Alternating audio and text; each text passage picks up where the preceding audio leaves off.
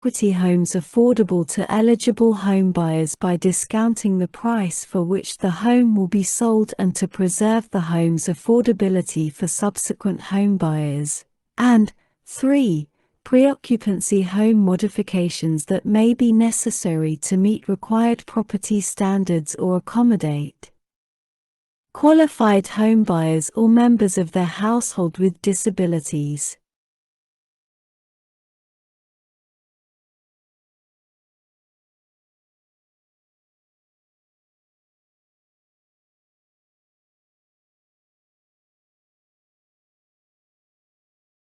B. Use not more than 10% of their grant allocation or award for administrative costs and training for carrying out the program of the state or eligible entity to provide assistance with such grant amounts, as well as to develop the capacity to track and monitor program outcomes in consultation with community-based and non-profit organizations that have as their mission to advance fair housing and fair lending. And C. Comply with the obligation to affirmatively further fair housing, as defined by the Secretary to implement Section 808(e)(5) of the Fair Housing Act, 42 U.S.C. 3608(e)(5) in any program or activity related to the use of such funds. 2. Amount and layering of assistance.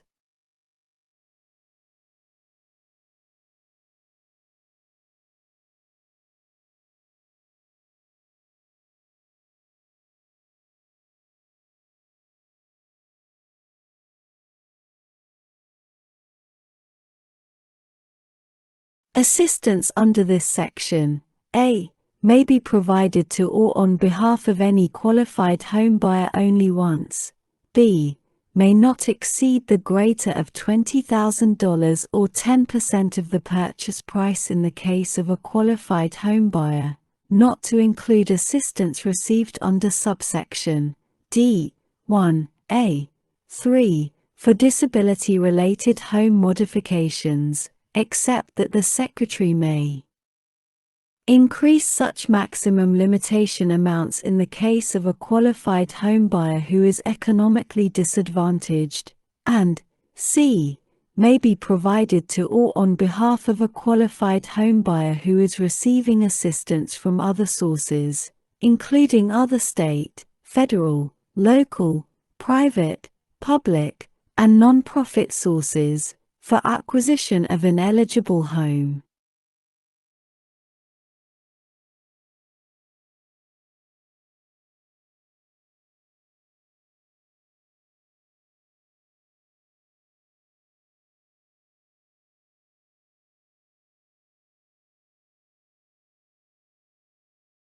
Three, prohibition of priority in selecting qualified homebuyers for assistance with grant amounts under this section. A state or eligible entity may not provide any priority or preference for homebuyers who are acquiring eligible homes with a mortgage loan made, insured, guaranteed, or otherwise assisted by the State Housing Finance Agency for the state, any other housing agency of the state, or an eligible entity when applicable. 4. Repayment of assistance, a requirement.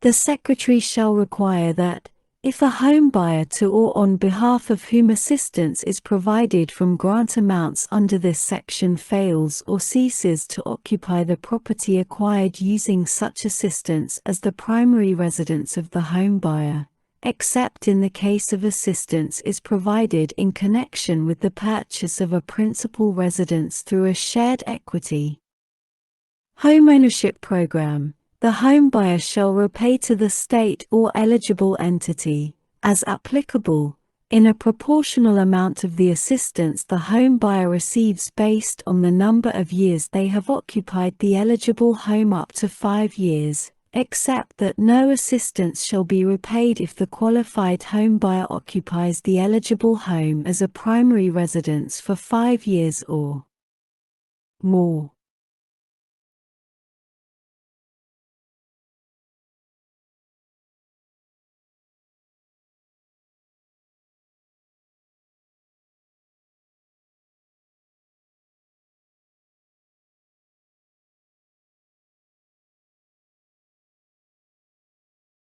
B. Limitation. Notwithstanding subparagraph A, a homebuyer to or on behalf of whom assistance is provided from grant amounts under this section shall not be liable to the state or eligible entity for the repayment of the amount of such shortage if the homebuyer fails or ceases to occupy the property acquired using such assistance as the principal residence of the homebuyer, at least in part because of a hardship, such as death or military deployment, a financial hardship, such as a significant reduction in income, or increase in medical expenses, relocation for a reason related to domestic violence, dating violence, sexual assault, or stalking, as defined in the Secretary's regulations implementing the Violence Against Women Act.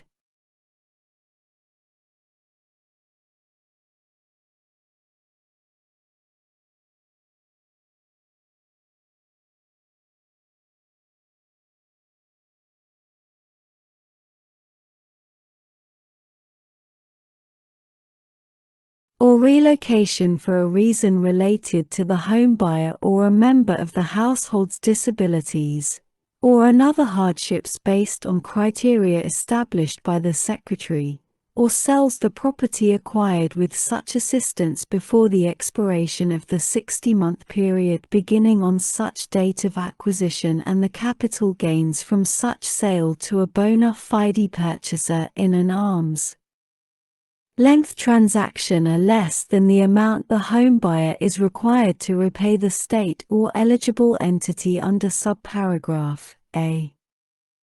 5. Community land trusts and shared equity homeownership programs.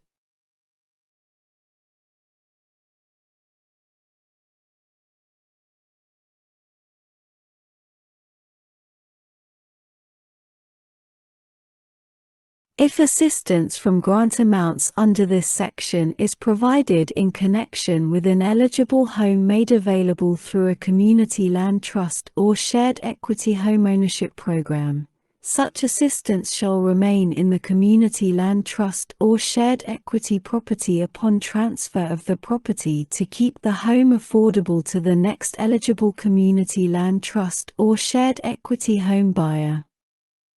6. Reliance on borrower attestations.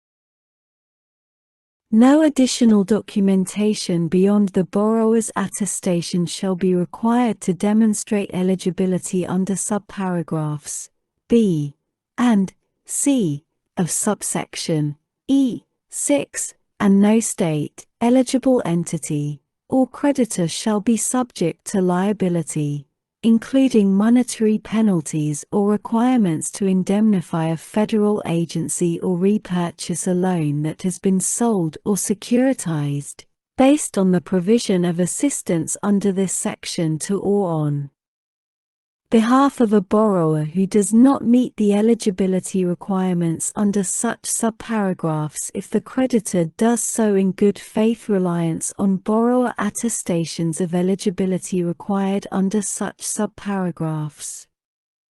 7. Reporting. The Secretary may require the reporting of such information on the use of grants provided from the fund as the Secretary may require to carry out this subsection. E. Definitions.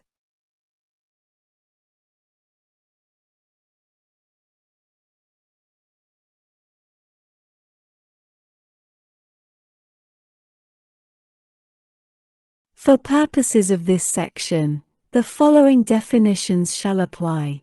1.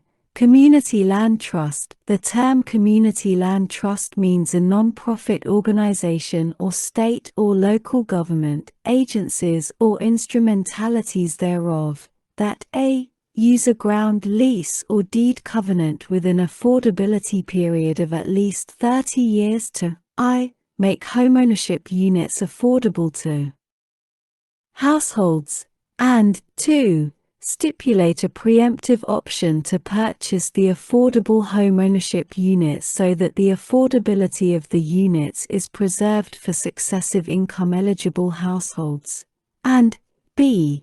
monitor properties to ensure affordability is preserved.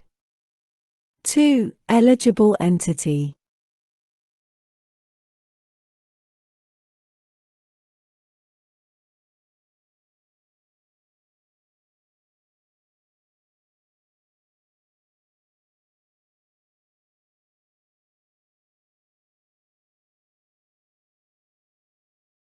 The term eligible entity means a minority depository institution.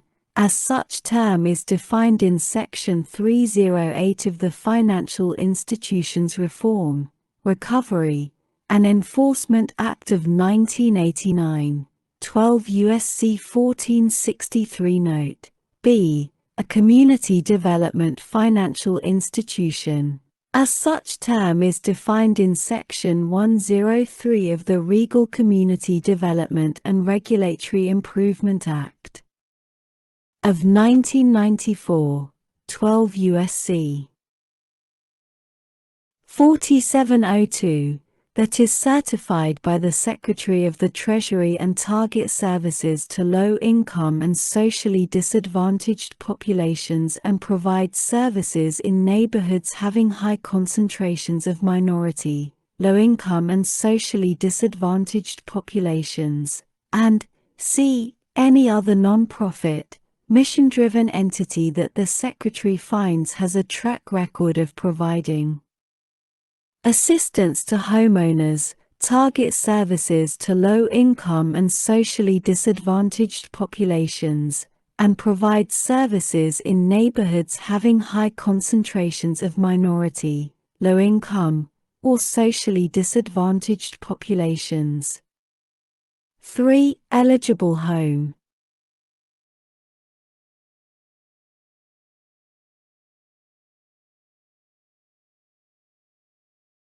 The term eligible home means a residential dwelling, including a unit in a condominium or cooperative project or a manufactured housing unit, that a.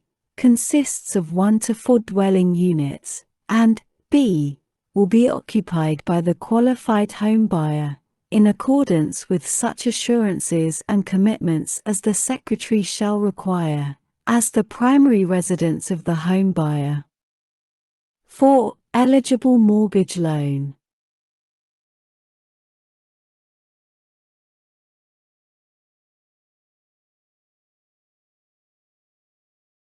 The term eligible mortgage loan means a single-family residential mortgage loan that a.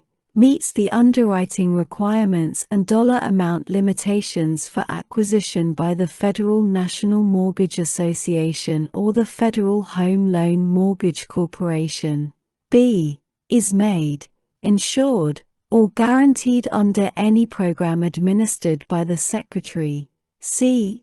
is made, insured, or guaranteed under Title V of the Housing Act of 1949, 42 U.S.C. 1471 et seq. D. is a qualified mortgage, as such term is defined in Section 129C, b. 2, of the Truth in Lending Act, 15 U.S.C. 1639C, b. 2, or e. is made, insured, or guaranteed for the benefit of a veteran. 5. First-generation homebuyer.